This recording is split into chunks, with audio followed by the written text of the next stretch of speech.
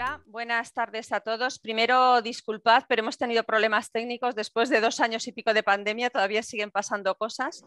Y bueno, lo primero, daros la bienvenida a este webinar sobre lo más destacado de la era, que como sabéis se celebró en mayo en París.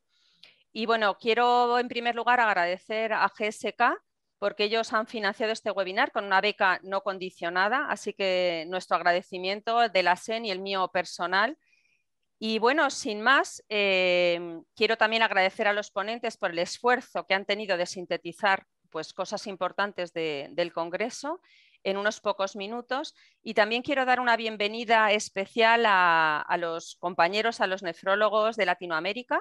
El doctor Guillermo Álvarez, el presidente de la Sociedad Latinoamericana de Nefrología, hace unos días nos pidió que les invitáramos y bueno, están todos invitados. Allí es por la mañana, buenos días, y deciros que de todos modos el que no pueda verlo en directo, pues que lo va a poder ver sin ningún problema porque va a quedar grabado. Antes de presentar a los ponentes, quiero pues dar unas instrucciones que todos conocéis, ¿no? En primer lugar, la dinámica. Vamos a hacer las 4 exposiciones seguidas. En vuestra pantalla a la derecha tenéis la agenda y un poquito más a la derecha cómo hacer las preguntas. Todos conocéis la dinámica, si podéis identificaros mejor. Y yo os diría que no hagáis las preguntas al final, sino que a medida que los ponentes van hablando, pues que vayan apareciendo las preguntas, que yo las leeré en un correo, en un buzón, y se las postularé a los ponentes. Después haremos, después de unos 15 minutos más o menos de exposición de cada uno de los temas, pues ya nos centraremos en el tema de debate, que seguro que va a ser muy interesante. Y sin más, pues ya os voy a presentar a los ponentes. Voy a presentar yo la parte de la anemia como miembro del grupo de anemia de la Sociedad Española de Nefrología.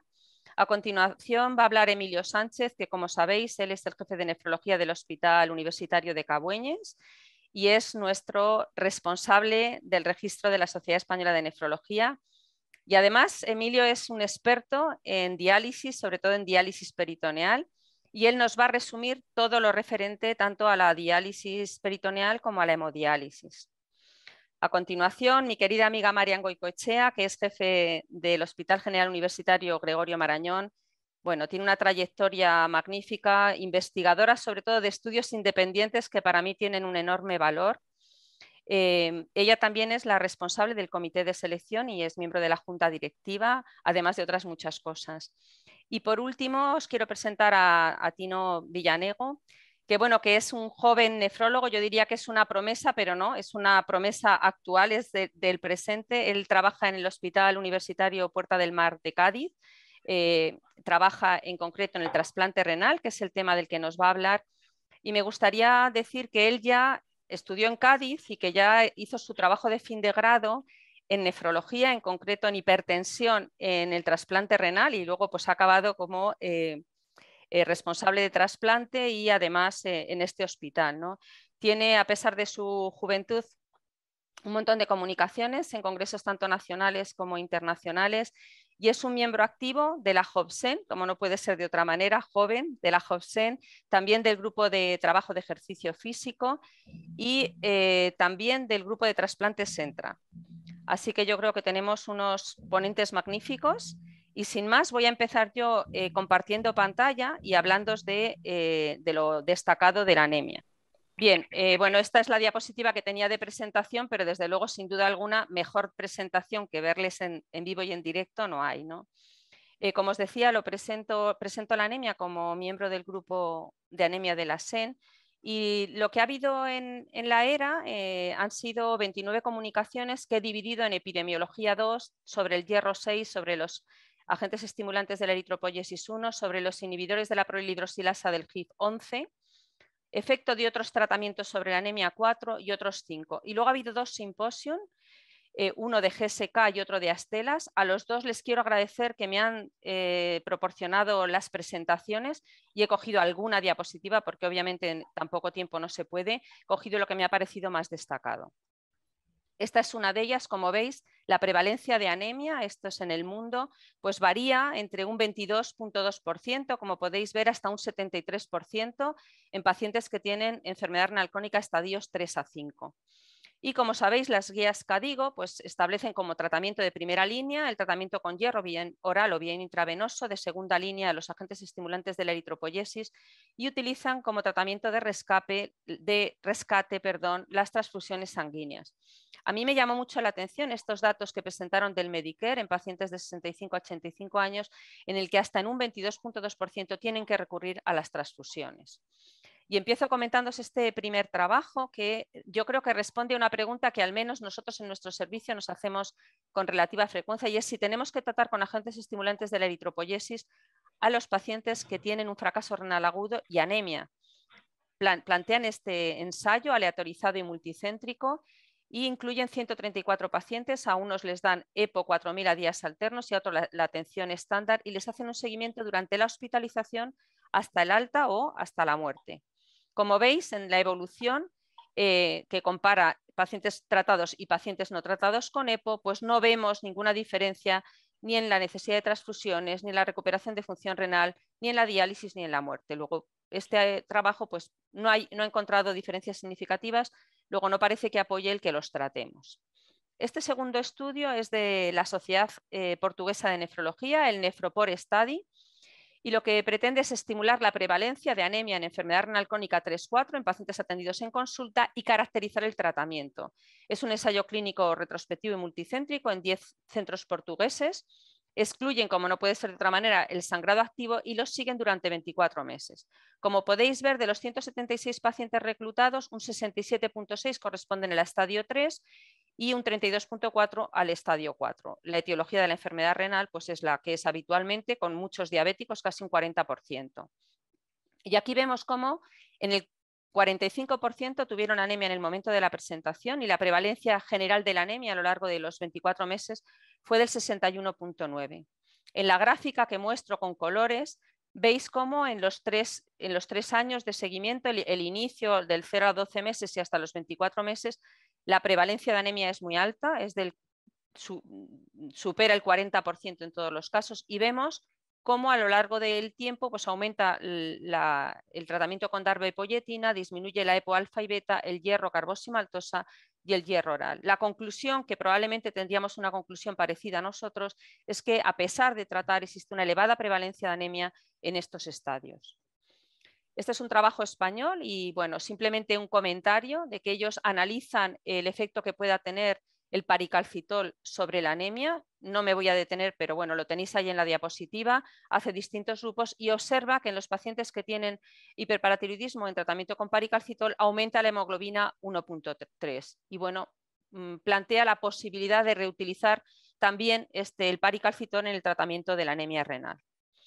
Otro trabajo similar fue realizado en Taiwán, que es un metaanálisis en los que analizan todos los estudios en los que aparecen las estatinas si hay enfermedad renal crónica, que son 5.258 pacientes, 3 ensayos controlados y estudios de cohortes, y observan cómo en los pacientes que tienen tratamiento con estatinas aumenta la hemoglobina un 0,84, que les sale significativo.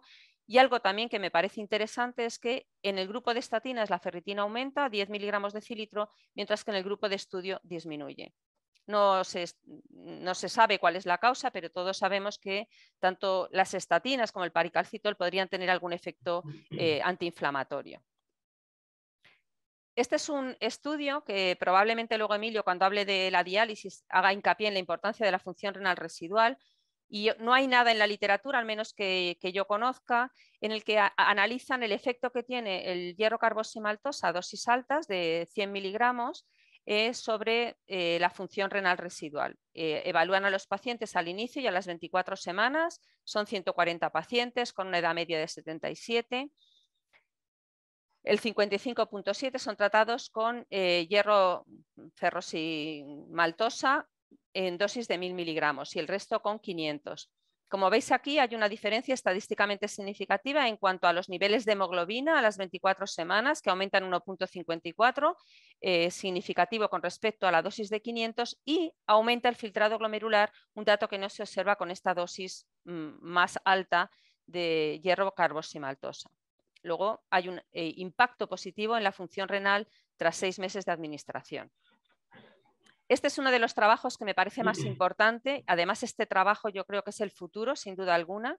Es un estudio del grupo de Fresenius Medical Care, hecho tanto en Alemania como en Italia, en todas sus clínicas, y es un modelo de control de la anemia basado en la inteligencia artificial, y lo hacen para apoyar a los nefrólogos en la optimización de la dosis mensual de agentes estimulantes de la eritropoyesis y de hierro, y lo utilizan la base de datos de sus clínicas, que como sabéis se llama Euclid. Entonces ellos utilizan un algoritmo, un método de control, un modelo de control de la anemia en el que bueno, pues utilizan comorbilidades, tratamientos, valores analíticos, y lo que hacen es ver qué es lo que ocurre con aquellos pacientes que son tratados en función de este modelo y aquellos que lo hacen pues como lo hacemos habitualmente, pues el criterio del nefrólogo. Y consideran el objetivo que la hemoglobina esté en rango entre 10 y 12 gramos o que tenga más de 12 gramos de decilitro sin administrar agentes estimulantes de la eritropoyesis. Quiero agradecer al autor, a Francesco Bellocchio, que me ha facilitado las diapositivas. Ellos lo que hacen es, en función del porcentaje de pacientes que alcanzan estos objetivos que os he comentado en las clínicas, pues tienen los que sería el grupo 1, que son menor del 70%, el grupo 2 del 70 al 80% o más del 80% en el grupo 3. Aquí veis los resultados de los que alcanzan la hemoglobina objetivo, supera el modelo de control de la anemia, que es superior incluso al grupo 3. Pero no solo eso, sino que cuando analizan también la media del consumo de eritropoyetina, veis que disminuye de forma muy significativa en los pacientes en los pacientes que han sido tratados con este modelo. Así que, en resumen, este modelo, que probablemente lo utilicemos en el futuro no solo en la anemia, sino en otras muchas patologías y tratamientos, bueno, pues aumenta la tasa de logro objetivo de la hemoglobina, mejora o disminuye el uso inadecuado de agentes estimulantes, que son aquellos en los que siguen con el tratamiento a pesar de tener una hemoglobina mayor de 12, y disminuye también la incidencia de anemia grave.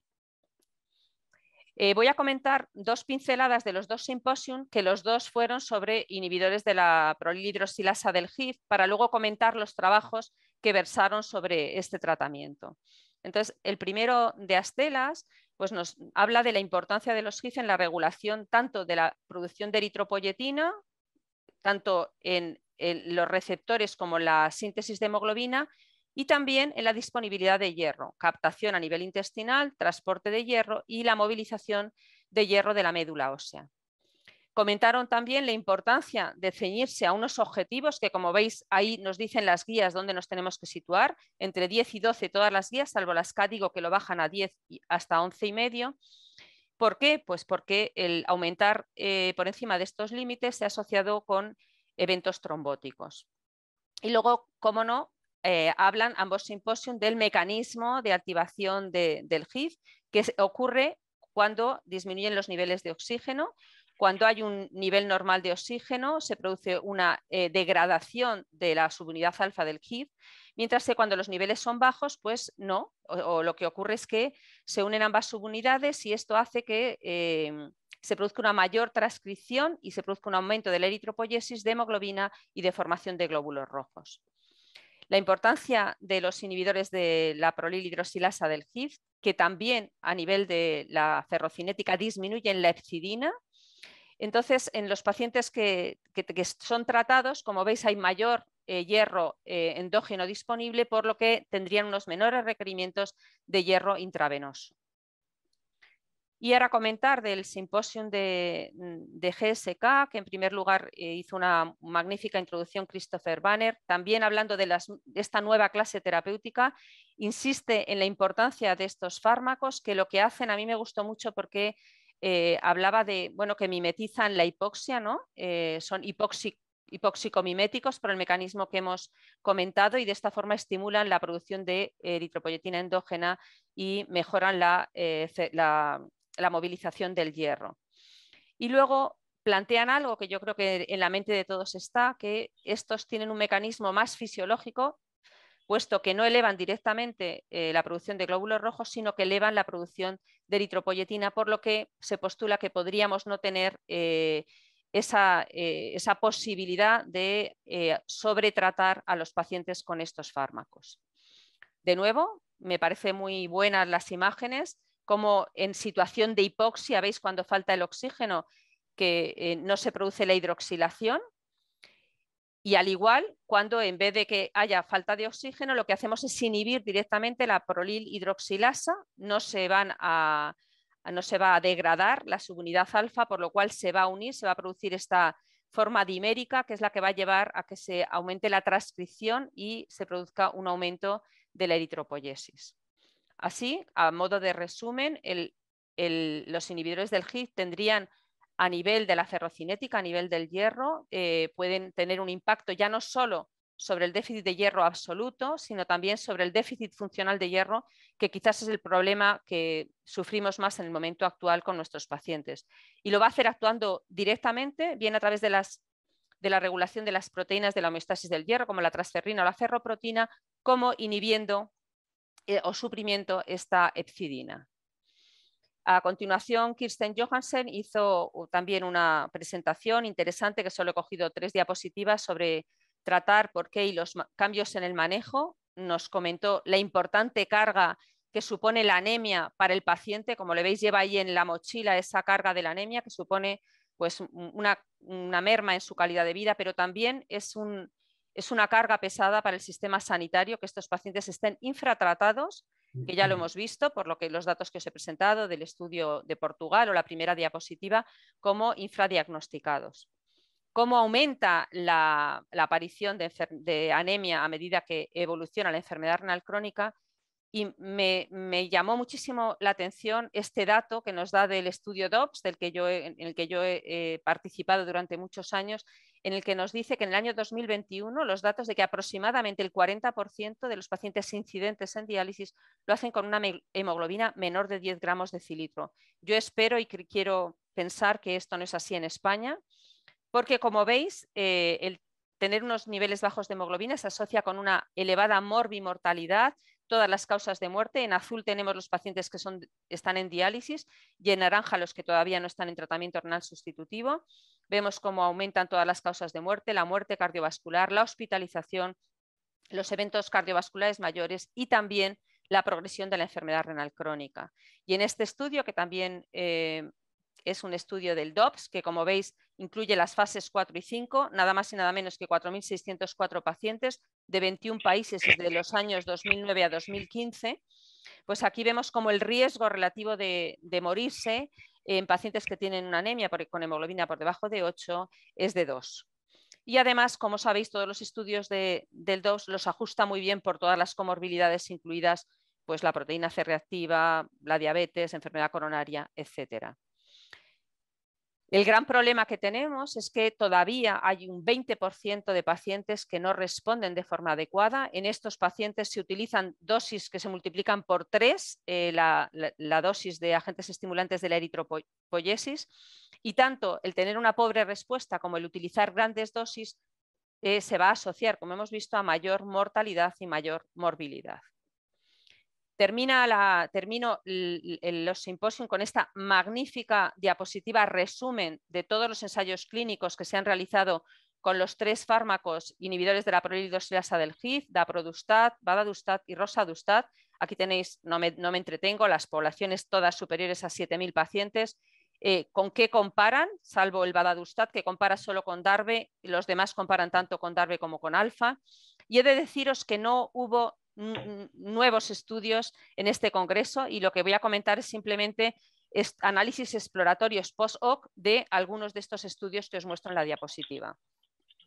El primero es un tema que nos preocupa porque se ha asociado el uso de agentes estimulantes de la eritropoyesis a un aumento de riesgo de muerte y de morbilidad relacionados con el cáncer, en pacientes con cáncer, y precisamente ellos plantean si esto ocurre también con el daprodustat, y entonces lo que hacen es explorar en pacientes de los estudios que ellos tenían, el ASTEN-D, que como sabéis es en diálisis, como el ASTEN-No-D, que es en no diálisis, el efecto que tiene sobre estos tumores. Incluyen 6.836 pacientes, y aquí tenéis los resultados, y en el que, como veis, se observa que no hay un incremento de neoplasias malignas de piel, renales, de mama, colorectales, linfáticas y de la sangre en relación con este nuevo tratamiento. El siguiente es un estudio relacionado con vadadustat, con un tema importante que son los eventos cardiovasculares, y lo que se pretende es explorar las diferencias regionales en los MACE, en los Event Cardiovascular Major Adverse Event, en la población de pacientes que no están en diálisis, porque en estos, en el estudio, en el ensayo PROTECT, salió que había en el grupo de vadadustat un aumento de los MACE, y entonces ellos hacen un análisis más exhaustivo en el que, bueno, pues estos MACE los dividen la muestra total por regiones, ¿no? Bien sea en Estados Unidos, en Europa, o aquellos pacientes que fueron incluidos en este estudio que no procedían ni de Estados Unidos ni de Europa. Y aquí tenéis los resultados. Como veis, en Europa es donde hay un aumento de los MACE en relación con vadadustat, que es mayor que con darbepoetina.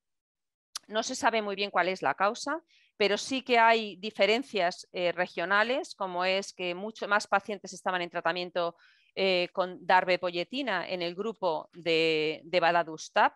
Estos pacientes de Europa también tenían un porcentaje mayor de diabetes mellitus y un mayor porcentaje de pacientes habían recibido hierro intravenoso. Bien, bueno, esto es lo que sabemos, que en los otros países, en los otros continentes no, en Europa en concreto sí que se observa un mayor riesgo de MACE con vadadustat con respecto a la darbe, sin saber a qué se debe, si son razones metodológicas o simplemente el azar. El siguiente trabajo es sobre roxadustat y también, bueno, pues analiza la seguridad. Este es un estudio internacional que interviene en un montón de países, y en este trabajo está nuestro compañero José Portolés, que además es el coordinador del grupo de la anemia, y yo creo que, bueno, pues me gusta mencionar los estudios españoles y más si son de compañeros y amigos, ¿no? Es un análisis, como os he dicho, exploratorio post-hoc, que incluye 4 estudios de fase 3, Dolomites, Sierra, Himalaya, Rockies, y compara roxadustat con los diferentes agentes estimulantes de la eritropoiesis, que ya hemos dicho pueden ser tanto darbe como eritropoietina, y ellos no observan un mayor riesgo de eventos cardiovasculares o mortalidad con roxadustat con respecto a los agentes estimulantes de la eritropoiesis. Y para finalizar este estudio que analiza algo que también nos planteamos con mucha frecuencia, y es esto de aumentar mucho los niveles de hemoglobina o a costa de qué, ¿no? Y su relación con los MACE. En este estudio internacional participa nuestro compañero Aleix Cases, también miembro del grupo de anemia de la SEN, ¿no? Entonces, bueno, ellos utilizan la base de datos del ASCEN-D de diálisis, y incluyen a los pacientes que están en diálisis que tienen una hemoglobina entre 8 y 11,5 y que han sido aleatorizados o bien a recibir daprodustat o bien a recibir los agentes estimulantes de la eritropoiesis. Bueno, hacen un seguimiento y dividen a intervalos de 4 semanas, un poco complejo de entender, pero yo creo que con esta gráfica lo veis. Ellos dividen en quintiles y veis el 1 sería el que tiene el nivel de hemoglobina más bajo, que sería la fila 1. Y abajo tenemos a la izquierda aquellos en los que disminuye y aquellos en los que aumenta. Tenemos en gris marengo, diría, daprodustat, y en negro el ESA, y vemos cómo los pacientes que tienen una mayor porcentaje de MACE son aquellos que están en el quintil 1, es decir, hemoglobina más baja, y con el que se produce un mayor cambio, un cambio más pronunciado con los ESA. Luego sugiere una posible asociación entre los MACE y estos valores tanto absolutos como el incremento de los valores, como la utilización de una concentración para aumentar estos valores de hemoglobina. Este es el último trabajo. Daros las gracias. Aquí estoy en la reunión de los presidentes de la ERA, que tuve el placer de asistir con Christoph Banner. Y sin más, voy a dejar de compartir y paso al doctor Emilio Sánchez para que inicie su presentación. Hola Patricia, buenas tardes. Buenas tardes a todos.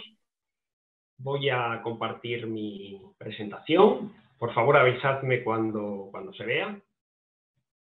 Ya se ve, Emilio. Perfecto, muy bien. Pues como decía Patricia, muchas gracias a la organización por haberme invitado a participar en este webinar, y también, claro, que a GSK por ese patrocinio no condicionado a esta reunión.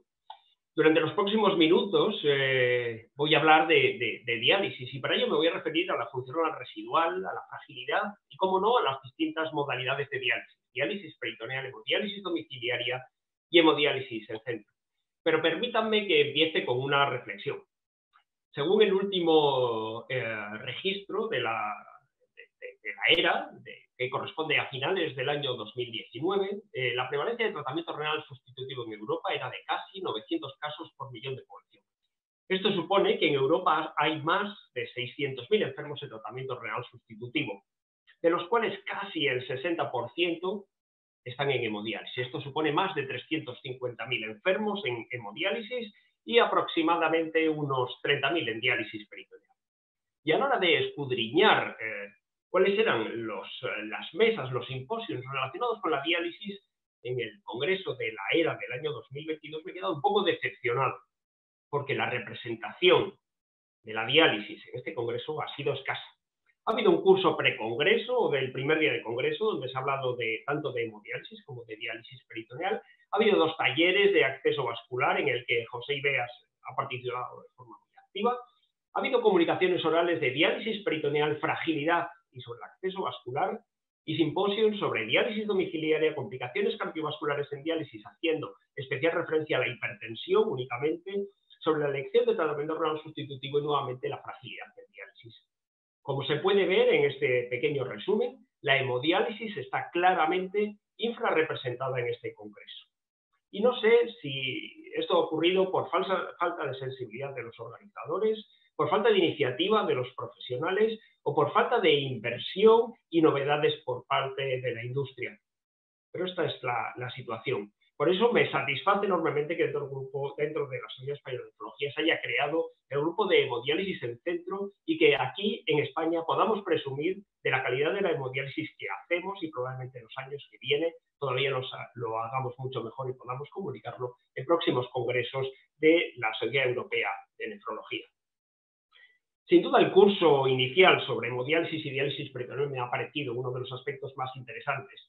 De los distintos aspectos que se trataron, uno de a los que se les dedicó más tiempo fue a la preservación de la función renal residual. Hablaremos a lo largo de esta presentación que voy a hacer de varios aspectos que la hemodiálisis está intentando remediar de la diálisis peritoneal, como puede ser la preservación de la función renal residual o la diálisis incremental. ¿Por qué es importante la función renal residual? Sin duda porque impacta de una forma clara en la mortalidad y porque da una clara ventaja en la calidad de vida.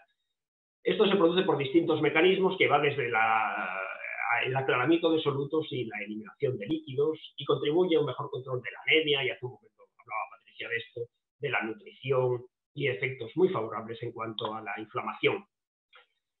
Además, sabemos que la función renal residual no podemos sustituirla por más diálisis. En estudios en diálisis peritoneal se pudo comprobar cómo por cada mililitro o minuto que se mantenga de función renal se reduce la mortalidad en torno al 12%, pero esta pérdida de función renal no puede ser remediada aportando más aclaramiento peritoneal. No hay una ventaja en cuanto a la supervivencia cuando proporcionamos más aclaramiento peritoneal sustituyendo el aclaramiento renal. Y en el caso de la hemodiálisis, ya hay estudios donde dicen que mantener una diuresis por encima de 500 centímetros cúbicos al día supone una ventaja en la supervivencia cuando estudiamos a los pacientes durante 5 años, y estas diferencias aparecen a partir del primer año. Por lo tanto, tanto en diálisis peritoneal como en hemodiálisis es importante mantener la función renal residual. ¿Y cómo lo podemos hacer? Pues miren, en el diálisis peritoneal lo tenemos claro. Desde hace años han salido numerosos estudios y metaanálisis donde hablan que el uso de los inhibidores del sistema renin-angiotensina-aldosterona suponen una ventaja en el mantenimiento de la función renal residual. Se ha intentado trasladar alguno de estos estudios a poblaciones en hemodiálisis, sin embargo aquí aparecen datos contradictorios. Hay estudios que hablan a favor, otros en contra. Sí que parece que hay menos inflamación, sí que parece que hay más beneficio cardiovascular, sin embargo corremos el riesgo de la hiperpotasemia, y quizá esto me sirva de entradilla para hablar también de los nuevos intercambiadores intestinales de potasio que nos pueden ser de utilidad en esta población. Hablando de poblaciones en hemodiálisis, también se ha visto cómo reducir las tasas de ultrafiltración, y siempre y cuando el paciente lógicamente colabore evitando la ganancia ponderal importante en el periodo de interdiálisis, pues podemos conseguir una mejor preservación de la función renal residual. En este estudio de Lee se vio cómo aquellos pacientes con una menor tasa de ultrafiltración durante la sesión de hemodiálisis conseguían una mejor preservación de la función renal residual, tanto medida por el aclaramiento de urea como en el volumen total de diuresis. También se hablaba de este estudio sobre la diálisis incremental, que más tarde Piccoli también lo va a traer a colación por otro asunto, en el que se vio que hacer una diálisis incremental, en este caso no suponía diferencias en cuanto al mantenimiento de la función renal residual, pero sí que disminuían las tasas de hospitalización y el coste. Por lo tanto, parece que podría haber evidencias que soportasen este aspecto de la diálisis incremental en pacientes en hemodiálisis. En relación a diálisis peritoneal, ya desde hace años, aunque este es un estudio del año 2021, sabemos que esta es una premisa cada vez más frecuente. En este estudio se ha visto cómo el empezar de una manera incremental supone una mayor supervivencia de la técnica y una menor tasa de peritonitis. No hay diferencias en cuanto a la supervivencia del paciente. El mantenimiento de este esquema de diálisis incremental puede durar hasta 2 años y lo que podría parecer que sí, pero no alcanza significación, es las diferentes tasas de hospitalización. Si el estudio incluyese más pacientes o durase un poquito más, probablemente lo podría encontrar. Y es que en diálisis peritoneal tenemos claro cuáles son los beneficios de la diálisis incremental. Hay menos conexiones, reducimos el uso de soluciones de diálisis, reducimos la exposición a la glucosa y con todo ello mejoramos la calidad de vida, tenemos menos infecciones y dañamos menos la membrana peritoneal junto con un menor coste. No debemos de obviar, de todas maneras, aspectos relacionados con desventajas, como puede ser una menor tasa de aclaramiento de solutos, lo cual puede llegar a condicionar la supervivencia, o que los pacientes puedan estar ligera o muy sobrehidratados en base a que no se depura la suficiente agua. Además, en diálisis peritoneal tiene un papel relevante las soluciones biocompatibles. Estas soluciones han visto cómo son capaces de disminuir la pérdida de la función renal residual, especialmente en el primer año de seguimiento, y cómo el tiempo hasta el establecimiento de la anuria es más largo en aquellos pacientes que la reciben frente a los pacientes que no reciben este tipo de soluciones. Georgina Piccoli nos habló en este mismo curso de hemodiálisis y de diálisis peritoneal de adecuación. Y yo creo que en los últimos años se está cambiando de una forma muy significativa el concepto de adecuación. Y comparto con Piccoli que debemos de olvidarnos los números mágicos. Hasta hace no demasiado tiempo, hablar de adecuación suponía alcanzar un KTV, tener unos aspectos nutricionales claros en los análisis. Sin embargo, cada vez más tenemos que ir olvidándonos de estos aspectos. Es importante valorar la situación global del paciente, tanto de aspectos clínicos como la presencia de tolerancia hacia las sesiones de diálisis. Debemos de considerar todas las opciones de tratamiento renal sustitutivo y tratar de instaurar aquella en la que sea más conveniente en cada momento. La vida del paciente urémico es larga y es importante buscar la diálisis que más le convenga en cada momento y la que quiera el paciente. Está claro que no debe ser nunca la que quiera el médico. El médico debe de informar, pero el paciente es el que debe de escoger. Piccoli propone además empezar de una forma suave, evaluando la tolerancia a las diálisis. Debemos de ir aumentando la dosis si se necesita y además debemos optar por un modelo integrador entre todas las modalidades de tratamiento renal sustitutivo. Otra de las charlas que me pareció más interesantes fue la de Johan Morell, que es uno de los autores de las guías de actuación clínica en diálisis peritoneal. Él trató de profundizar sobre las implicaciones clínicas que supone la fisiología peritoneal. Debemos de conocer cómo es el peritoneo para adaptar nuestra diálisis peritoneal a las características de esta membrana peritoneal. Morell hablaba de que a pesar de las numerosas ventajas de la diálisis peritoneal, esta técnica también tiene sus inconvenientes. Entre ellos, que más de la mitad de los pacientes están sobrehidratados y que esta sobrehidratación tiene un impacto significativo sobre la mortalidad de los pacientes.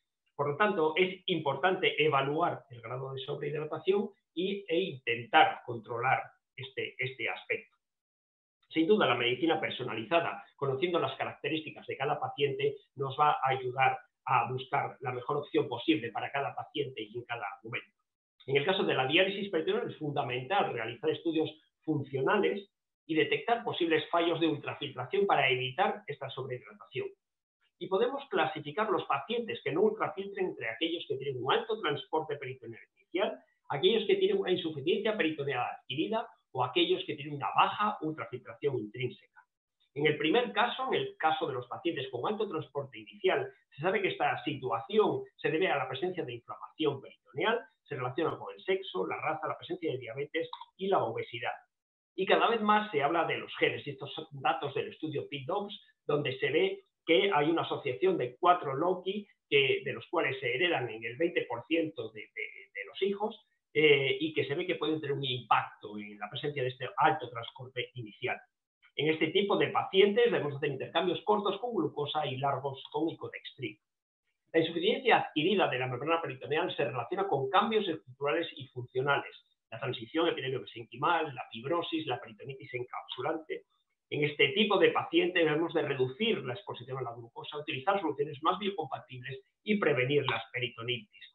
Y finalmente, los pacientes que tienen una baja ultrafiltración intrínseca, que es de causa no bien conocida y que cada vez más se está evaluando el papel de las acuaporinas, en concreto las variaciones genéticas AQP1. Y este artículo recientemente publicado en New England, en el que está UCI bajo entre los autores, sin duda, es un paso adelante de la diálisis peritoneal, ya que debe ser uno de los pocos estudios de diálisis peritoneal que aparecen publicados en esta revista. Según los datos de este estudio, se ve cómo el genotipo más desfavorecedor, el CC, condiciona una menor tasa de ultrafiltración diaria y una peor supervivencia de los pacientes, independientemente del grupo al que pertenece. Concluyen los autores que tener este genotipo desfavorable, sin duda, es un perfil de riesgo para tener menos ultrafiltración y tener mayor mortalidad. En estos pacientes no está muy claro qué es lo que hay que hacer, probablemente haya que utilizar icodextrina, pero sobre todo hay que monitorizar de una forma clara la hidratación. De las pocas cosas que se habló de hemodiálisis en este congreso es del uso del concentrado ácido con citrato. Parece ser que el uso de concentrados con citrato no modifica, por lo menos hasta ahora no se ha visto la supervivencia de los pacientes, pero sí que reduce la inflamación, el riesgo de calcificación, reduce el uso de heparina, aumenta la concentración de magnesio y sin duda pues se requieren más ensayos clínicos para aclarar las cosas. A lo largo del congreso se habló mucho de elección de tratamiento renal sustitutivo y de la transición entre modalidades de tratamiento renal sustitutivo. Hablar de transición no es hablar del fracaso de una técnica. Démosle la vuelta y pensemos que transición es optar por la mejor opción en cada momento. Pero debemos de transicionar entre las modalidades de una forma ordenada. Debemos preparar al paciente mediante la anticipación y el uso de decisiones compartidas. Debemos de apoyar al paciente mediante visitas domiciliarias, asistencias. Incluso hay pacientes que se beneficiarían de terapia híbrida. Por ejemplo, 5 días a la semana hacer diálisis peritoneal y un día hacer hemodiálisis, y una vez que esté todo esto solucionado debemos de hacer la transferencia hacia la nueva modalidad. Y es que sabemos que aunque la diálisis peritoneal es una gran elección, por lo menos como primera modalidad de tratamiento renal sustitutivo, con el paso de los años, y estos son datos de distintos registros, ya sea por adecuación o por infección, sin duda los pacientes acaban transitando hacia la hemodiálisis, salvo que se hayan trasplantado. Hay una serie de factores de riesgo para la transición, la edad avanzada, el ser varón, la presencia de diabetes, algunas formas de transporte peritoneal, los altos, la obesidad, la presencia de datos de desnutrición e incluso problemas sociales. Y también hay características de los centros, como el tamaño, la disponibilidad de icodextrina, la posibilidad de DP asistida o la de hacer visitas domiciliarias que pueden impactar en la manera de hacerlo. Y es que esta transferencia podemos hacerla de forma programada o no. Y si se hace de forma no programada, existe mayor riesgo de estrés y disconfort para el paciente, pérdida de autonomía, mayor uso de hemodiálisis en centro frente a hemodiálisis domiciliaria, mayores tasas de hospitalización y de muerte. Y esto ocurre porque en la transferencia no programada, en general, el paciente empieza por catéter frente a aquellos pacientes que hacen una transferencia programada, donde primero se detecta el riesgo, se hacen decisiones compartidas, se crea el acceso vascular y posteriormente se pasa a hemodiálisis, preferentemente hemodiálisis domiciliaria en pacientes que están acostumbrados a estar en su casa y al autocuidado. Antoine Denot promueve la creación de unidades de transición de cuidados dentro de los servicios de nefrología, con un espacio, con un tiempo dedicado a las agendas y un personal que constaría de médicos, enfermeras, psicólogos y nutricionistas. Y esta unidad realizaría estrategias basadas en el viaje del paciente, la mejor opción y el mejor momento, tareas de educación, de estabilización y de fomento del autocuidado. Nuevamente, Georgina Piccoli volvió a hablar, y es que fue prácticamente la estrella de la hemodiálisis en este congreso, y volvió a hablar de hemodiálisis incremental. Nuevamente hacía hincapié en que la hemodiálisis debería de ajustarse a la pérdida de función renal y ahí sí ir supliéndola y evitar el shock dialítico que supone empezar con todo el arsenal de diálisis desde el primer momento. Hablaba de cómo hay ya revisiones sistemáticas de la literatura. Fíjense, más de 75.000 pacientes incluidos en este estudio, tanto de hemodiálisis como de diálisis peritoneal, y se vio que el hacer hemodiálisis incremental no suponía mayor riesgo de mortalidad, pero sí una menor pérdida de función residual cuando se hacía diálisis incremental frente a diálisis total. Y calcula que, atendiendo al aclaramiento de urea, la mitad de los pacientes podían ser candidatos a la hemodiálisis incremental.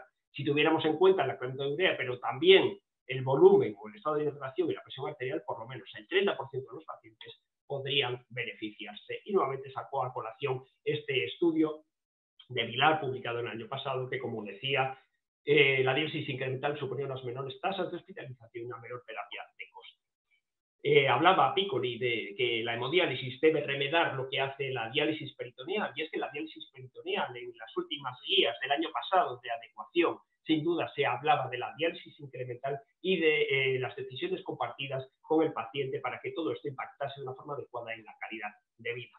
Piccoli presentó además los datos de un estudio observacional realizado entre 2017 y el 2021 en su centro, donde comparaba los resultados de pacientes que tenían diálisis incremental, algunos que tenían decremental y un tercio de los pacientes que tenían diálisis convencional.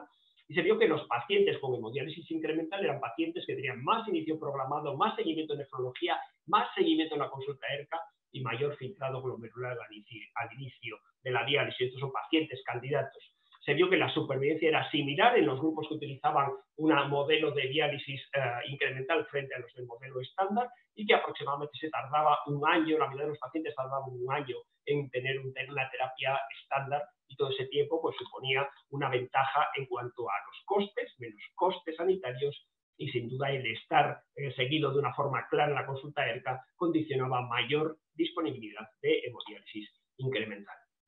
En relación a las complicaciones cardiovasculares en diálisis, se habló sobre todo de la aplicabilidad de la MAPA, de su utilidad, ya que un tercio de los pacientes en diálisis no están bien catalogados en cuanto a su presión arterial.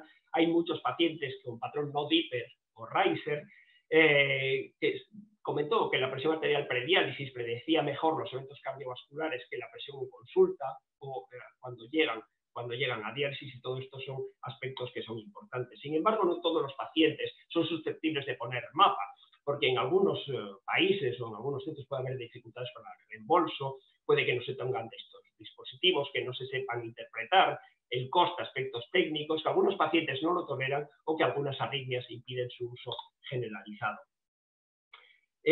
Ángela Gimun comentaba que aquellos pacientes a los cuales no se le puede poner MAPA, pues deberíamos de valorar la presión arterial prediálisis, ¿no? Esta presión arterial prediálisis tiene algunos inconvenientes, como puede estar relacionada con el volumen intravascular, la falta de toma de medicación antes de las sesiones de hemodiálisis, el efecto bata blanca, y que no existen protocolos claros de medidas estandarizados.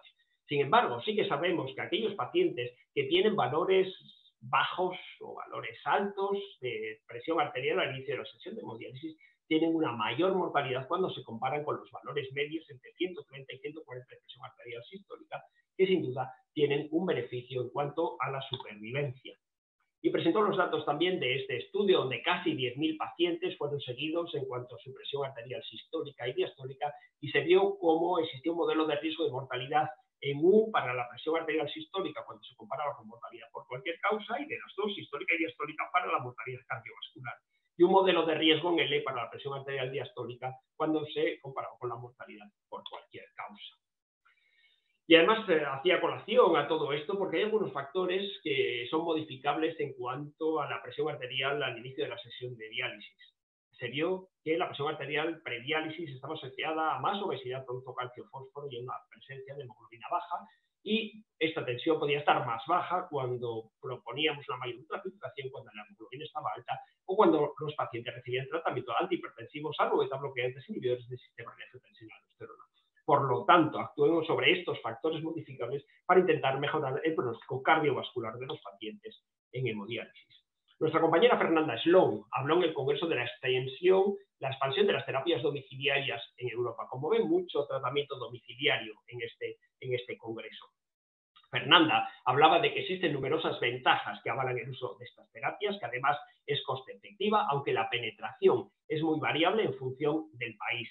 Hablaba de que existen variaciones en cuanto a las políticas económicas, la percepción de los profesionales de la salud, las infraestructuras y la tecnología disponible y la necesidad de cuidadores. Cuidadores que pudiesen ayudarnos en la diálisis peritoneal asistida. Si somos capaces de abordar todas estas barreras, seremos capaces de aumentar las terapias domiciliarias en Europa. Y a este respecto, Anita van Eck van der Six habló también de la importancia de la diálisis peritoneal asistida como un modelo que probablemente sea necesario en Europa en los próximos años. La diálisis peritoneal parece más adecuada para los pacientes mayores y frágiles, que es precisamente donde hay más prevalencia de enfermedad renal crónica. Pero según pasan los años, disminuye la destreza, la visión, y muchos de estos pacientes van a necesitar ayuda.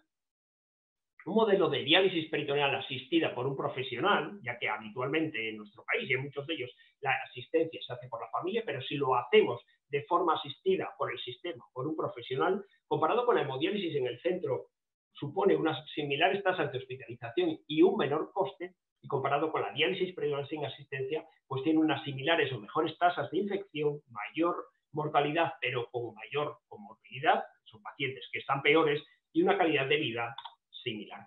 Y presentó los datos de este estudio recientemente publicado en el PDI, donde se vio cómo los países de Europa Occidental y de Escandinavia tienen una mayor penetración de la diálisis peritoneal asistida. De forma sorprendente, los centros no académicos también tienen una mayor penetración, y cómo el uso de esta modalidad de DP asistida condicionaba un aumento de la incidencia y de la prevalencia de diálisis peritoneal. Y finalmente, dos aspectos de las personas frágiles en diálisis. Sabemos que las personas mayores en diálisis sufren un deterioro del estado cognitivo que puede estar relacionado con la modalidad de diálisis. Parece que los pacientes en diálisis peritoneal conservan mejor el estado cognitivo. No hay estudios que comparen la hemodiálisis nocturna o la hemodiálisis corta diaria, por lo tanto, en principio nos vamos a quedar que la diálisis peritoneal se preserva mejor y que podría estar relacionado con una disminución de la perfusión cerebral. Y si establecemos estrategias para mejorar esta perfusión, pues podríamos conseguir mejorar el estado cognitivo de los pacientes. ¿Por qué empeora el estado cognitivo? Pues entre otras cosas porque se acumulan toxinas urémicas, y si las reducimos de la manera que sea, pues vamos a ser capaces de mejorar el estado cognitivo de estos pacientes. Y algunos autores proponen que se deben incluir estas variables de resultado, las del estado cognitivo, en los estudios que hagamos a partir de ahora en pacientes en hemodiálisis. Y esto es todo lo que he podido conseguir de mi asistencia al Congreso de la ERA 2020 en París este año. Esperemos que el año que viene, en Milán, la representación, por lo menos de la hemodiálisis, sea un poquito más relevante. Muchas gracias y seguimos adelante con el webinar. Hola, buenas tardes a todos. Voy a compartir mi pantalla. Pues nada, buenas tardes a todos. Muchísimas gracias en primer lugar a la Sociedad Española de Nefrología y por supuesto a GSK por su patrocinio. Y voy a intentar compartir en 15 minutos lo más destacado de las enfermedades autoinmunes en el Congreso de la París. La verdad que es un reto hablar solo 15 minutos y ya pido disculpas de antemano porque probablemente me haya dejado muchas cosas importantes, pero bueno, he querido destacar lo que a mí me ha parecido más relevante. Por lo tanto, voy a hablar del tratamiento de la nefritis lúpica y voy a tratar del tratamiento dirigido no solo al daño inmunológico, sino también al daño no inmunológico, que nos parece y les ha parecido durante el Congreso muy importante y ha sido destacado.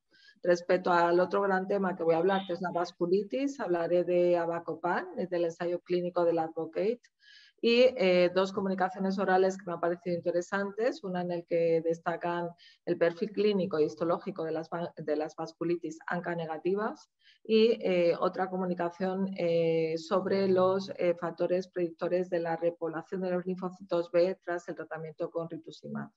Y por último, un punto que yo creo que crea mucha controversia y que cada vez está de moda, que es por qué rebiopsiar, por qué hacer una nueva biopsia renal en los pacientes con nefropatía lúpica y vasculitis ANCA positiva.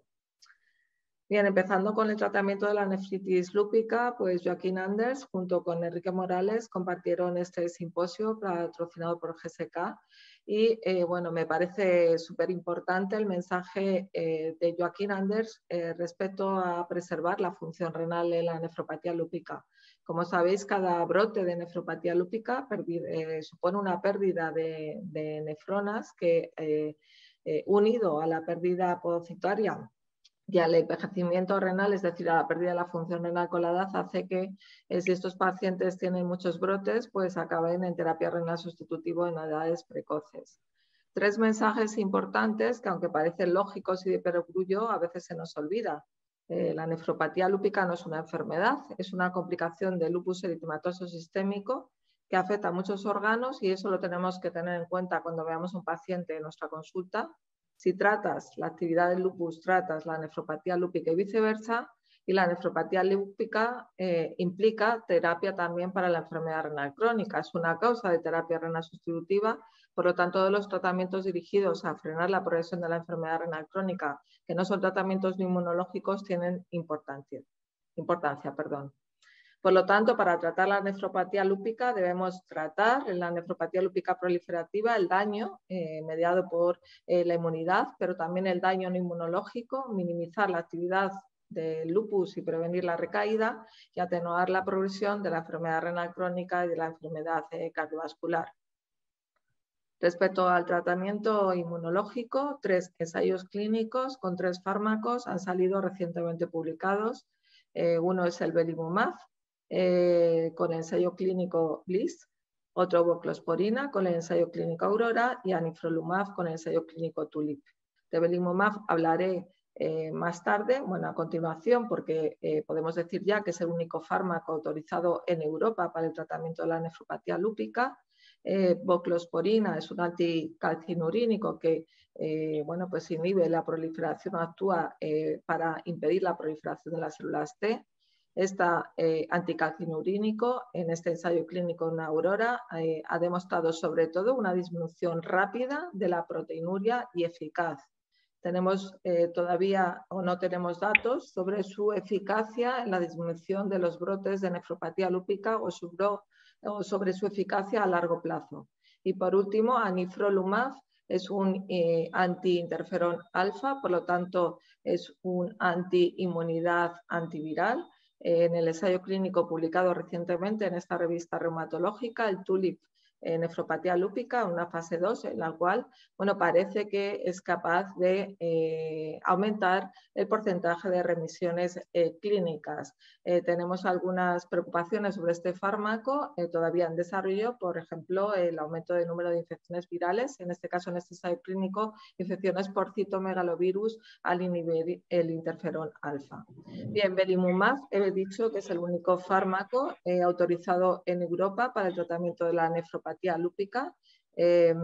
Este fármaco es un anti-BAFF, es decir, es un anti-BLyS, antifactor estimulador de los linfocitos B, suprime las células B. Fue aprobado hace bastante tiempo para el tratamiento de lupus eritematoso sistémico de forma intravenosa en el 2011 y subcutánea en el 2017, y aquí presento los principales resultados de este ensayo clínico publicado en el New England.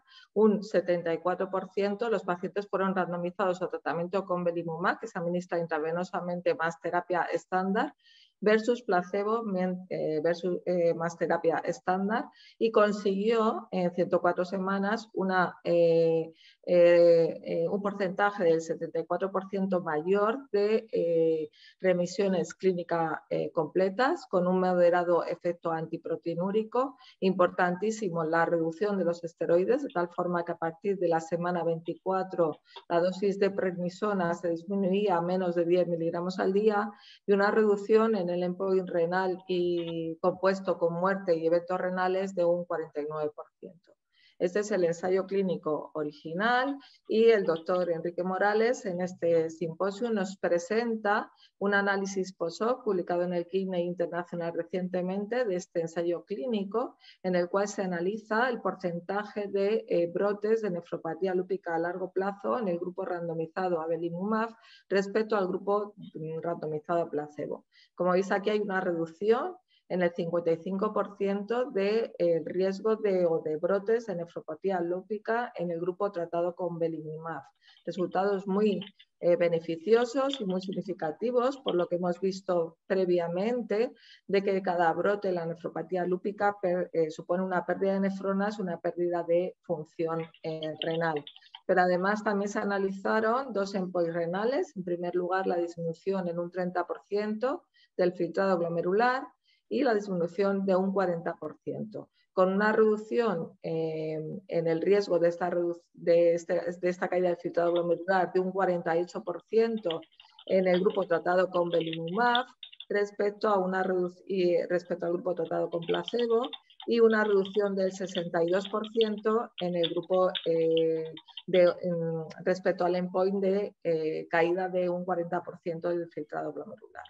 Por lo tanto, belimumab se postula como un buen tratamiento para el tratamiento en el esquema terapéutico de la nefropatía lúpica y, bueno, pues, qué pacientes deberían ser incluidos en su terapia, evidentemente con lo clásico, ¿no? Que son los esteroides, micofenolato, el ciclofosfamida en la inducción, que ya no se llama inducción o se tiende a llamar fase inicial. Bueno, pues serían los pacientes que sufren una recidiva, un brote de nefropatía lúpica cuando están tratados con ciclofosfamida o micofenolato o durante el mantenimiento cuando están con azatioprino o micofenolato.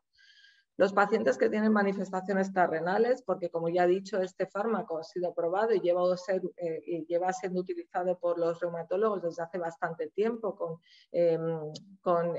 pocos efectos secundarios y con efectos importantes en las manifestaciones extrarrenales del lupus.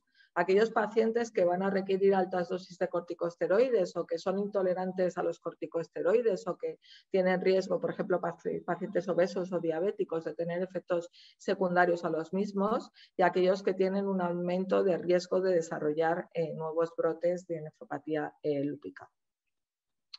Bien, estamos hablando del tratamiento dirigido a la parte inmunológica, pero también se destaca el tratamiento no inmunológico, junto, como todos ustedes saben, el tratamiento con hidroxicloroquina para evitar las recaídas del lupus, pero también el tratamiento no inmunológico para evitar que estas nefronas que están dañadas sigan sufriendo una progresión de la enfermedad renal crónica. Para eso debemos utilizar y no debemos olvidarnos de las drogas cardiorrenoprotectivas, CARBs, y no nos debemos olvidar, como hemos dicho, que la obesidad, por ejemplo, provocado por los esteroides o los esteroides en pacientes obesos, pueden aumentar la proteinuria y esto debemos evitarlo. La diabetes, evidentemente, utilizar todas las medidas que utilizamos para evitar la progresión de la enfermedad renal crónica, como en otra etiología cualquiera, evitar la nefrotoxicidad, y en este sentido los ISGLT2 se postulan como fármacos importantes para reducir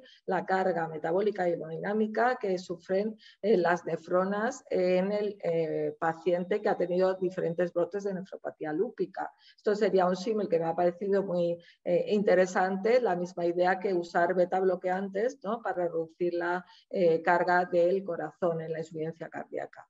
En este sentido, sabéis que el ensayo clínico de APA-CKD incluyó pacientes con diferentes etiologías de enfermedad renal crónica, pero no incluyó enfermedades autoinmunes, pero ya hay algunos casos descritos en la literatura y el doctor Enrique Morales acaba de publicar esta carta en el cual trata a 5 pacientes con nefropatía lúpica con ISGLT2, pacientes que tenían una proteinuria remanente que no se había conseguido reducir, y con estas drogas consigue reducir la proteinuria de una forma muy significativa.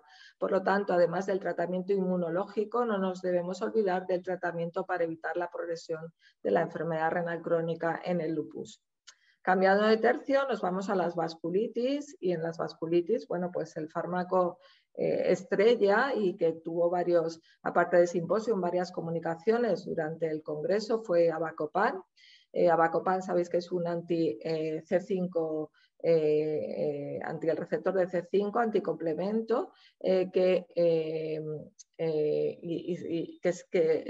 ha sido publicado recientemente, este New England, que veis aquí a mano izquierda, que es el ensayo clínico Advocate, en el cual los pacientes con vasculitis son randomizados a recibir Avacopan, que se administra 30 miligramos 2 veces al día, con la terapia estándar, que en este caso podía ser ciclofosfamida o rituximab versus prednisona. El endpoint primario fue la remisión clínica y bueno, a la semana 26, como veis aquí, no hubo inferioridad en el tratamiento con Avacopan. A la semana 52 ya hay superioridad en el porcentaje de remisión clínica de Avacopan respecto a los tratados con corticoides y estos sin mayor número de eventos serios o eventos adversos. Bien, pues David Jane, que es el IP de la Avacopan, presenta algunos datos, algunos subanálisis de este ensayo clínico. Para nosotros el más importante es esta figura en el cual analiza a los pacientes con una enfermedad renal crónica más avanzada, es decir, aquellos incluidos en el ensayo clínico con un filtrado glomerular por debajo de 30. Y como veis aquí, el tratamiento con Avacopan versus prednisona y terapia convencional, pues aumenta el filtrado glomerular a lo largo del tiempo de seguimiento, o sea que mejora la progresión de la enfermedad renal crónica comparado con los esteroides. Otros datos importantes de este fármaco es que al administrar Avacopan hay una caída muy rápida en la proteinuria y en la hematuria, por lo tanto parece que hay una corrección más rápida que los esteroides y aparte de su eficacia en aquellos pacientes con un filtrado glomerular más bajo, su eficacia en las remisiones clínicas sostenidas en el tiempo, parecen que las infecciones serias, que era una preocupación que se tenía, porque evidentemente el eculizumab, por ejemplo, produce infecciones importantes. Es verdad que aquí no se bloquea el complejo de ataque de la membrana y por lo tanto las infecciones serias en el Avacopan, en el grupo de Avacopan, fueron similares a las que se presentaron en el grupo de prednisona. Bien, dos comunicaciones orales que recojo aquí, una de Lauren Floyd, en el cual se analizan los aspectos histopatológicos y clínicos de un grupo de pacientes ANCA negativo, en concreto 32 pacientes comparados con 114 ANCA positivos. Y sus principales conclusiones es que las ANCA negativos se asocian con una edad más joven, con menos manifestaciones extrarrenales y muchísimos de los casos solo con afectación limitada al riñón, con 5 veces más de riesgo a iniciar terapia renal sustitutiva, enfermedad renal crónica avanzada.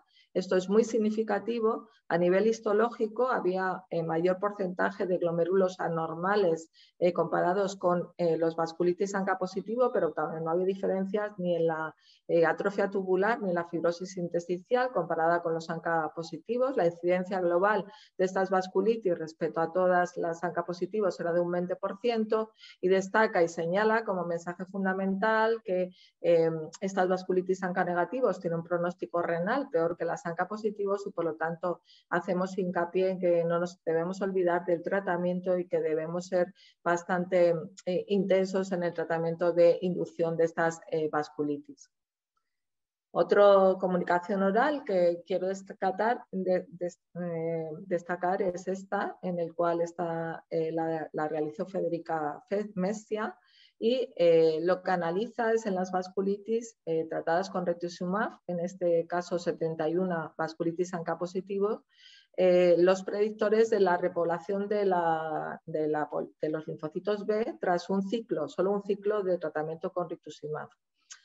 Hace un contagio de los linfocitos B CD19 y establece el criterio de que hay una repoblación cuando este contagio es mayor de 10 células por microlitro.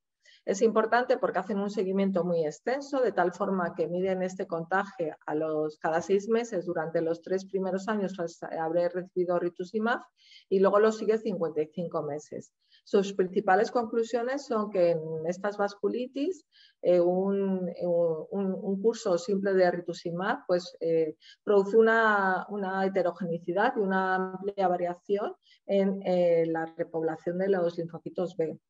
que la depleción sostenida de los linfocitos B pues tiene ventajas en relación, aunque parece que reduce el riesgo de brotes de vasculitis, pero evidentemente tiene mayores infecciones serias y adversas durante el periodo de seguimiento. Y dos factores predictivos independientes que se asocian con retraso en la repoblación de linfocitos B, que por un lado es el género masculino respecto al femenino, con un odds ratio de 2.7, y por otro lado el deterioro basal de la función renal. Esto podría tener implicaciones en la práctica clínica. Evidentemente, esto es difícil de medir en la práctica clínica habitual, pero a lo mejor pues, nos debemos plantear, sobre todo en el mantenimiento del tratamiento con rituximab, pues dosis menores a lo mejor en varones o hacer un seguimiento para evitar los efectos adversos más importantes de rituximab, que son las infecciones a largo plazo. Y mis dos últimas diapositivas para cumplir los 15 minutos son de un tema que está muy de moda, como es la rebiopsia, tanto en la nefropatía lúpica como en las vasculitis. Hubo una comunicación en un simposio y algunas comunicaciones orales, como esta de Iván Gunnarsson, en las cuales se preguntan por qué debemos repetir la biopsia en la nefropatía lúpica. En primer lugar, la biopsia que generalmente hacemos para el diagnóstico de la nefropatía lúpica ofrece como marcador, tiene poca relación y poco valor pronóstico del pronóstico o de la evolución de la función renal. Los marcadores serológicos que utilizamos ahora, como son el antígeno nativo y el complemento, también tienen un valor limitado en definir la severidad del pronóstico. Y aquí ofrezco los datos de una cohorte de Karolinska de 100 nefropatías lúpicas, en los que parecía que había una remisión clínica completa. Un tercio de ellos todavía tenían actividad en la biopsia, en la nueva biopsia renal histopatológica. En los que parecían que tenían una respuesta histopatológica completa, 30-50% permanecían con actividad clínica. Y es verdad que un índice muy importante, que ahora tenemos que tener en cuenta como el índice de cronicidad,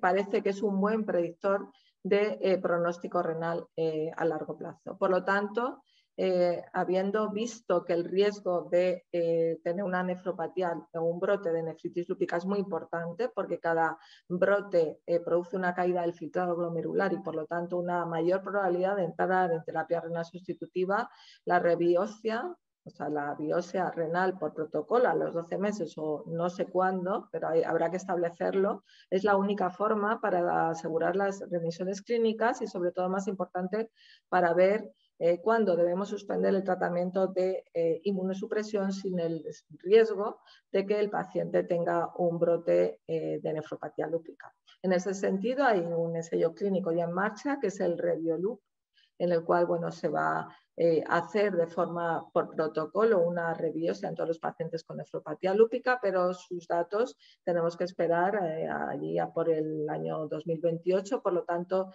ahora yo creo que cada vez hay más grupos que abogan por el papel de biopsiar de nuevo a los pacientes con nefropatía lúpica. Y en el caso de las vasculitis ANCA positivo, esto es un trabajo que también se comentó en el congreso del grupo de Chapman, que acaba de salir publicado en Rheumatology, en el cual, pues pacientes con vasculitis ANCA positivo también se les hace una nueva biopsia renal con un intervalo de aproximadamente 130 días y se siguen durante 36 meses. Bien, 59 nuevas biopsias renales y se hace una correlación de los marcadores serológicos, marcadores urinarios, clínicos e histológicos. Los principales resultados es que la impresión clínica se había sido incorrecta en 1 de cada 4 vasculitis si no hubiéramos realizado una nueva biopsia renal. Que al hacer una nueva biopsia renal, en el 75% de los casos hemos cambiado nuestra actitud respecto al tratamiento, ya que la mayoría de las biopsias que se hicieron en este tiempo había más lesiones de cronicidad que lesiones activas de vasculitis, lo que puede indicar que no tenemos que ser tan activos en el tratamiento inmunosupresor.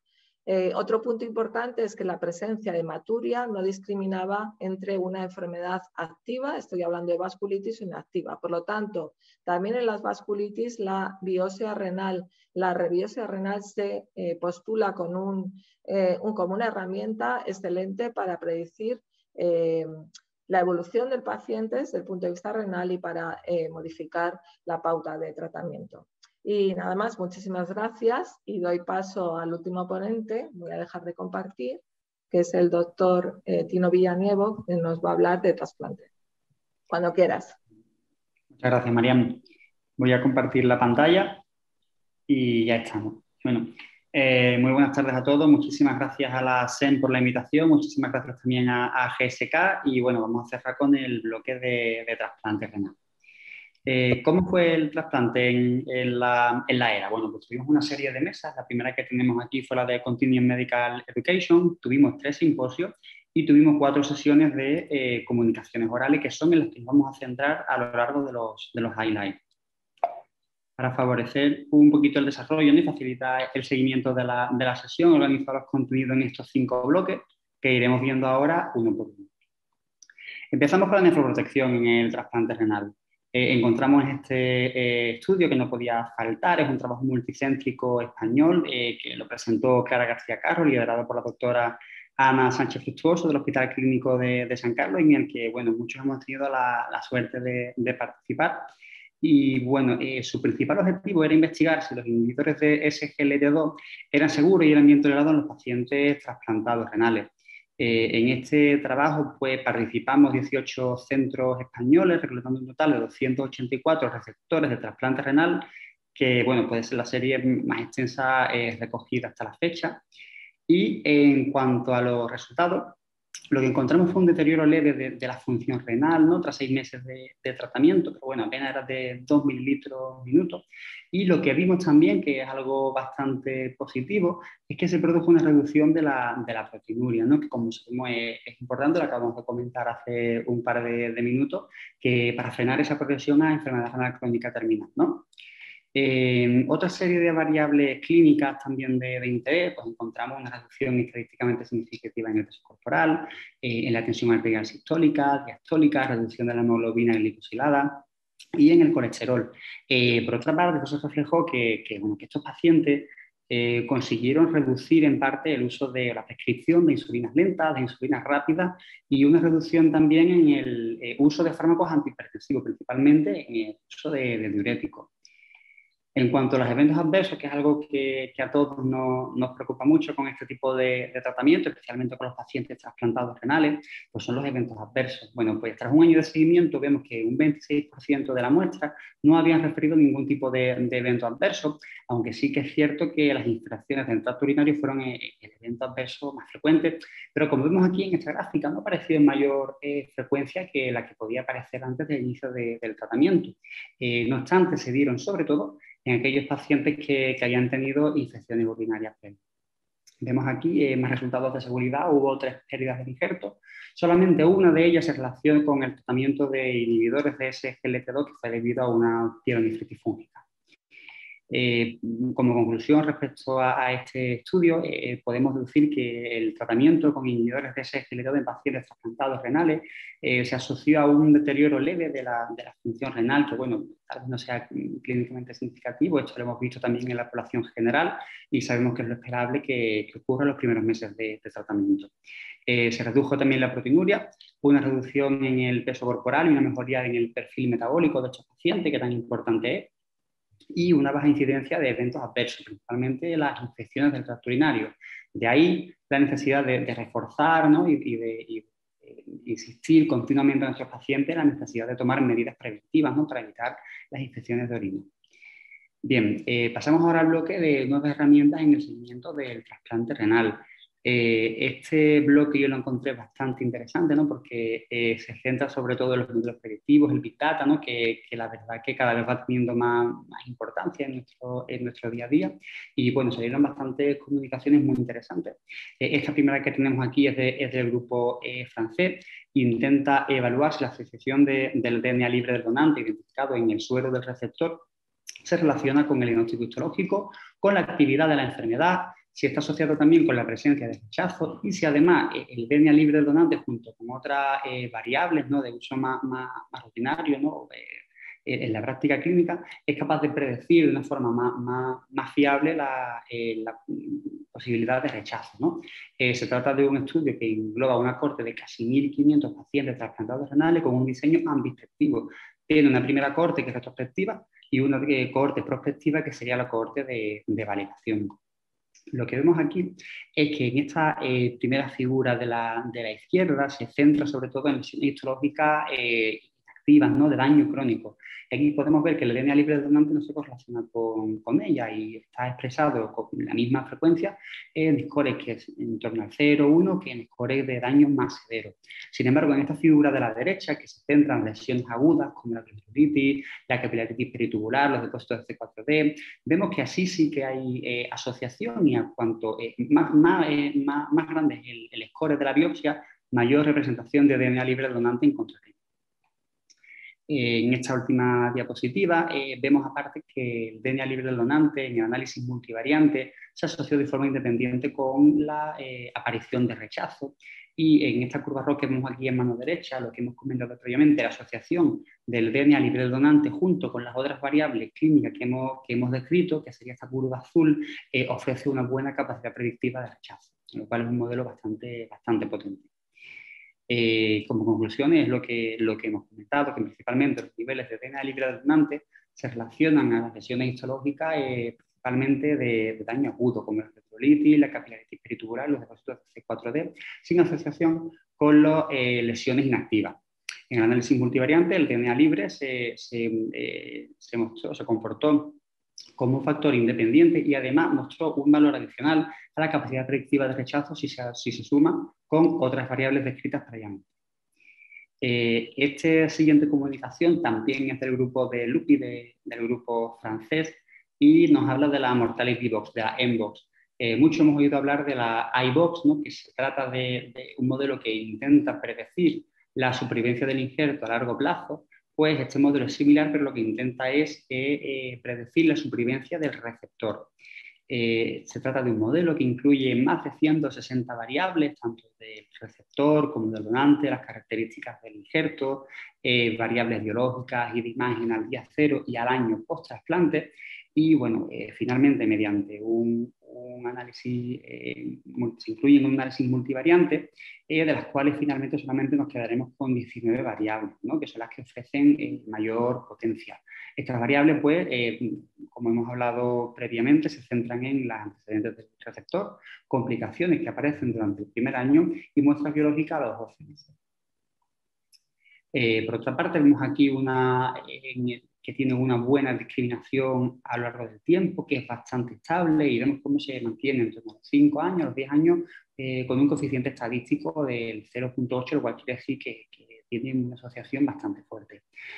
Aquí tenemos a mano derecha una gráfica que nos habla de la calibración del modelo a 10 años y un modelo perfecto sería aquel que me parece que no se ve muy bien, pero sería aquel que sigue esta línea gris muy clarita que va como de extremo a extremo, que cruza la diagonal del rectángulo. Y bueno, aquí en azul más oscuro tendríamos el modelo, ¿no?, que presenta este grupo. Y vemos que prácticamente es calcada, con lo cual quiere decir que es un modelo bastante adecuado. Como conclusión, podemos decir que este es el primer score que evalúa la supervivencia del paciente con una alta capacidad predictiva, como hemos hablado, y bastante superior a lo que habíamos conocido previamente, lo cual puede favorecer o puede mejorar el seguimiento del paciente, la toma de decisiones y bueno, ayudar en la práctica clínica, ¿no? Siguiendo con los modelos predictivos, el Big Data y el Machine Learning, tenemos este nuevo trabajo que también lo presenta el grupo francés, pero han participado profesionales y centros de más países. En concreto, aquí tenemos participación de 2 centros españoles y lo que pretenden es desarrollar un sistema virtual que mediante los parámetros básicos del donante seamos capaces de predecir las lesiones histológicas del día cero, ¿no? Estas variables pues las tenemos aquí, son 11 variables como la edad, el sexo, tipo de donante, si es donante vivo ante cadáver, si es muerte encefálica, si es asistolia, antecedentes del donante, hipertensión, diabetes, serología de virus C, ¿no? Variables que habitualmente están recogidas, con lo cual son variables de fácil acceso. Y pues si se relacionan con las variables histológicas que he comentado previamente, que son estas que tendremos aquí, principalmente de daño crónico. Participaron centros de Norteamérica, de Europa, de Australia, con lo cual pues llegaron a reclutar casi 13.000 biopsias de día cero. Y aquí pues vemos que tiene una asociación bastante buena con las lesiones crónicas.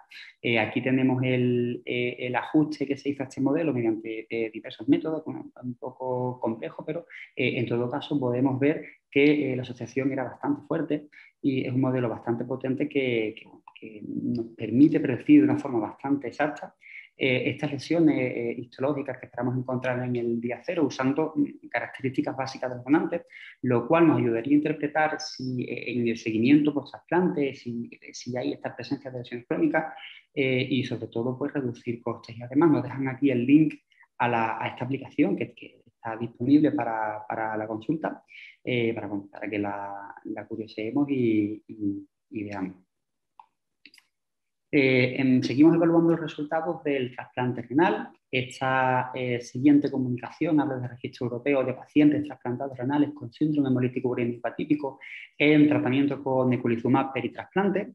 Vemos que hasta la fecha pues, tenemos 78 pacientes incluidos con un seguimiento medio de unos 6 años y observamos que bueno, pues existe una estabilidad de los parámetros renales, parámetros hematológicos cuando se utiliza eculizumab en los pacientes trasplantados renales. En cuanto a las complicaciones, vemos que muy pocos pacientes desarrollaron complicaciones post-trasplante, principalmente 16 desarrollaron microangiopatía trombótica, algunos de ellos incluso en los primeros 7 días post-trasplante, y 2 de ellos, un receptor adulto y un receptor pediátrico, fallecieron durante el seguimiento. Como conclusión, pues, nos dicen que el uso peritrasplante de eculizumab es beneficioso en el seguimiento a largo plazo de los pacientes trasplantados renales con síndrome hemolítico urémico atípico. Este trabajo, presentado por Sara Sanz Ureña del Hospital del Mar, nos habla sobre, trata de estudiar, ¿no?, la producción de anticuerpos anti-HLA secretados por células de memoria estimulados en mujeres candidatas a trasplante renal con embarazo previo y los compara con los anticuerpos anti-HLA que encontramos en el suelo habitual determinado mediante el UNEX. Vemos que se incluyeron 8 mujeres con una edad media de 63 años y en relación a estos anticuerpos encontramos que 46% de los anticuerpos se encontraban exclusivamente en el suero habitual, principalmente eran de clase 1, había un 34% que se encontraban en ambos medios, tanto en el suero como en el sobrenadante, y un 3% de estos anticuerpos se encontraban exclusivamente en el sobrenadante producido por estas células de memoria estimuladas, ¿no?, que vemos que principalmente son de clase 2. En cuanto a los anticuerpos inducidos por el embarazo, de las 8 mujeres, 6 tenían anticuerpos que se identificaron en el suero y 4 mujeres tenían anticuerpos inducidos por el embarazo que se identificaban en el sobrenadante. Estas 4 mujeres también tenían anticuerpos inducidos por el embarazo en el suero. Como conclusiones, describimos que los anticuerpos anti-HLA secretados por estas células de memoria serían un patrón que vemos que es más restrictivo en número y en intensidad si lo comparamos con los anticuerpos anti-HLA que encontramos en el suero habitual. El estudio de las incompatibilidades en el tipaje de HLA con el padre podía explicar la presencia de muchos de estos anticuerpos incluso décadas después de los embarazos. Pero el valor de esta herramienta para la identificación de los riesgos de pacientes sensibilizados todavía es objeto de estudio. Pero bueno, sin duda estos resultados son encuentro que es muy interesantes porque viene a decir que hay anticuerpos que habitualmente puede que no identifiquemos, pero que sin duda pueden tener un impacto pronóstico en el trasplante. Terminamos. ¿Podemos evitar la pérdida del trasplante renal? Presento aquí las guías de práctica clínica del grupo Descartes sobre el manejo de la obesidad en los pacientes trasplantados renales y los pacientes candidatos a trasplante renal. Son unas guías que se han creado para ayudar a la toma de decisión en este tipo de pacientes y están preparadas en forma de preguntas y de respuesta. Entonces, en relación a la primera pregunta, ¿qué medida parece que refleja mejor la obesidad como un factor de riesgo para los pacientes trasplantados renales? Bueno, pues dice en principio que el IMC, ¿no?, que es lo que todos seguimos utilizando, y de hecho aquí ahora vemos que nos dan las indicaciones según el IMC, parece que es una medida un poco pobre, ya que no es capaz de diferenciar la masa muscular frente al tejido adiposo. Dicen que tal vez lo más aconsejado sea medir la cintura, la circunferencia de la cintura o el índice cintura-cadera. En aquellos pacientes que tienen un IMC de 30 a 34, sabemos que esto no está relacionado con una mayor riesgo de pérdida de injerto y una mayor mortalidad de pacientes. Sin embargo, sí que sabemos que puede relacionarse con una mayor tasa de función renal retardada, mayor incidencia de diabetes post-trasplante y sobre todo una mayor incidencia de complicaciones relacionadas con la herida quirúrgica.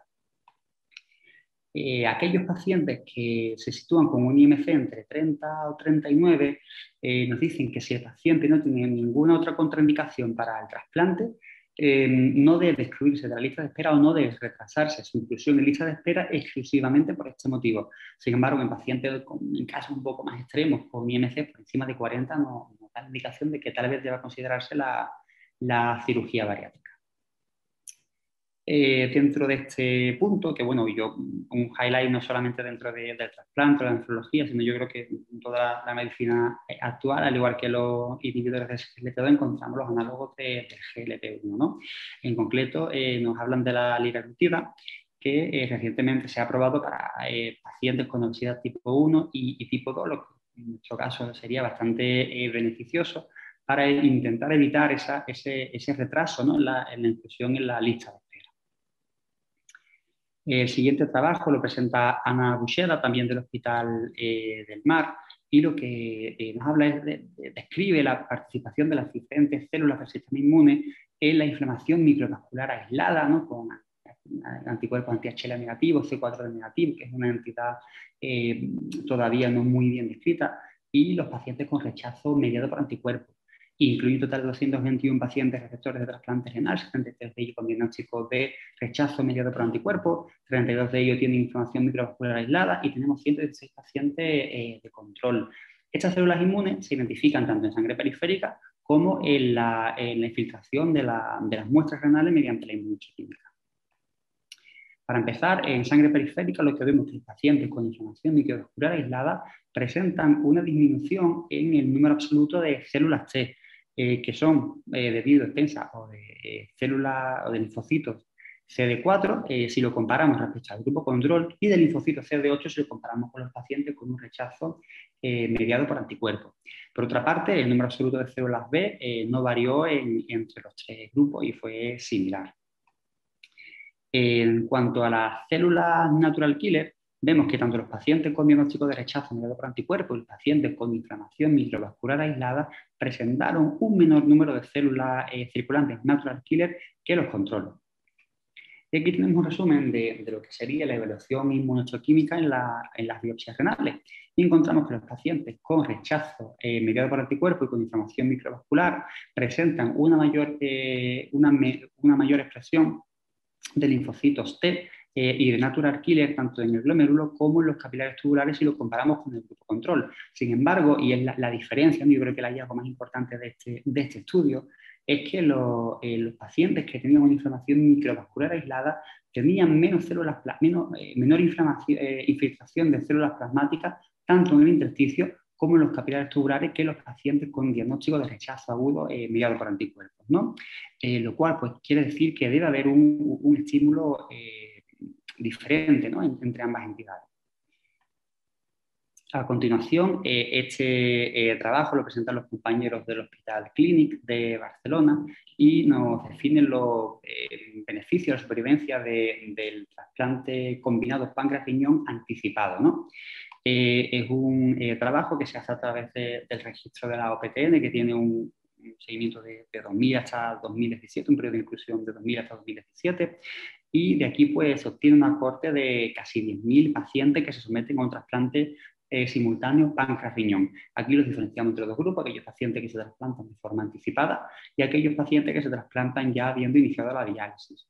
Y lo que se encargan es de analizar la supervivencia del paciente la supervivencia del injerto pancreático y la supervivencia del injerto renal. En primer lugar, en relación a la supervivencia del paciente, vemos que aquellos que se trasplantan de forma anticipada, es decir, antes de iniciar la diálisis, tienen un mayor beneficio en su supervivencia. Estas diferencias son especialmente notables si nos fijamos a partir de los 5 años.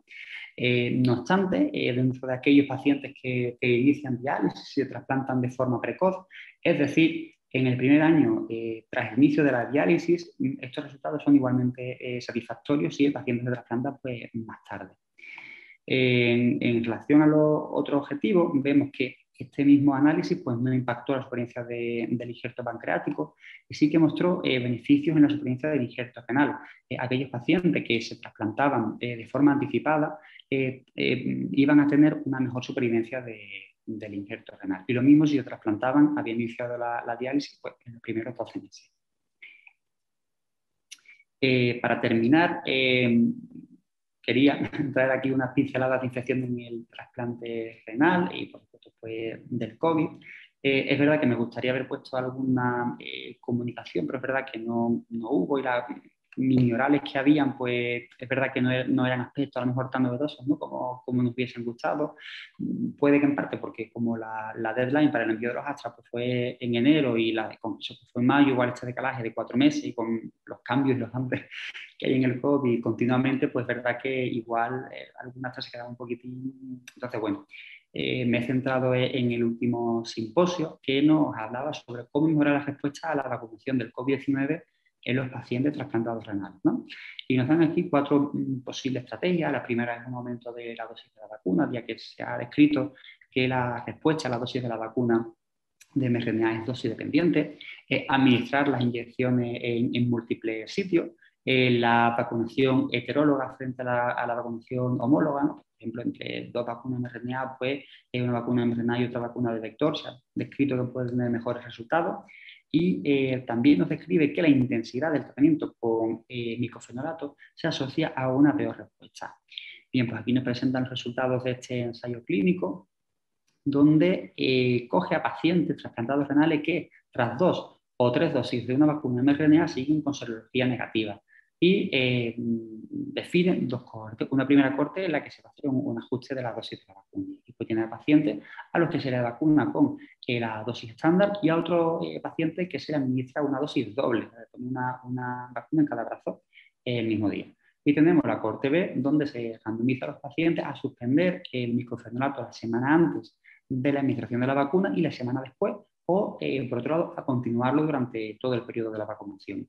Y encontramos que no hay diferencia, ¿no? Si seguimos estas 2 estrategias, los resultados son similares y el porcentaje de pacientes que responden, que se los convierten, que desarrollan anticuerpos a los 28 días es similar en los que reciben la dosis estándar, los que reciben la dosis doble, el título anticuerpo también, no hay diferencia entre ellos, y en los pacientes que mantienen el micofenolato y que lo suspenden, pues igualmente vemos que el porcentaje de esa respuesta es bastante similar. Concluyen diciendo que la estrategia o la forma más eficaz de conseguir una respuesta a la vacuna es administrar dosis repetidas de la vacuna, ¿no? Y bueno, pues aquí tendríamos las conclusiones de este trabajo. Y bueno, no quería terminar sin lo que para nosotros fue otro de los grandes highlights del congreso, que fue el photocall que teníamos allí en el hall de la entrada, que bueno, pues nos hizo estar allí en el descanso un ratillo, echando muy rápido, pasándonos muy bien. Así que nada, muchas gracias a todos por vuestro tiempo. Repito, gracias a la SEM por la invitación y doy el paso a Patricia.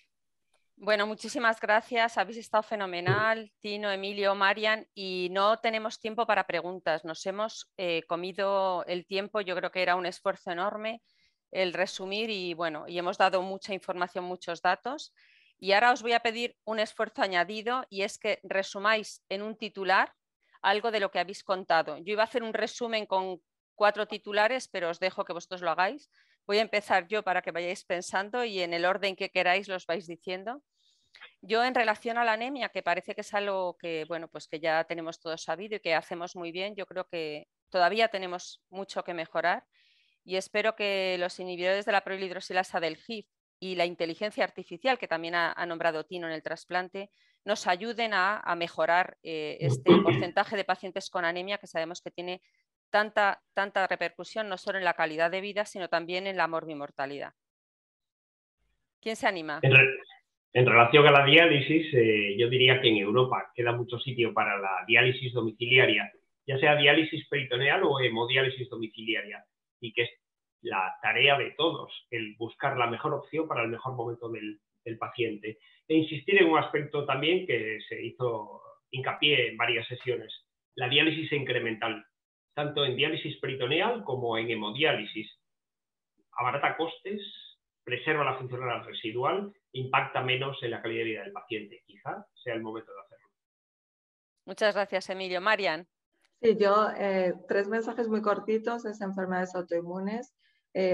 Vamos a ya perder miedo a biopsiar, porque la biopsia renal nos ofrece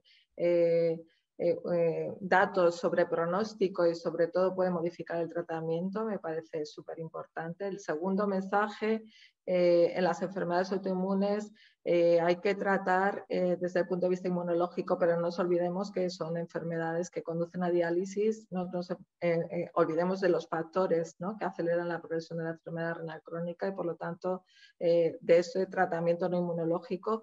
Y el tercero es que tenemos fármacos en el futuro para nefropatía lúpica como belimumab, para vasculitis Avacopan, que nos ofrecen resultados prometedores. Muchas gracias. Tino, tu turno.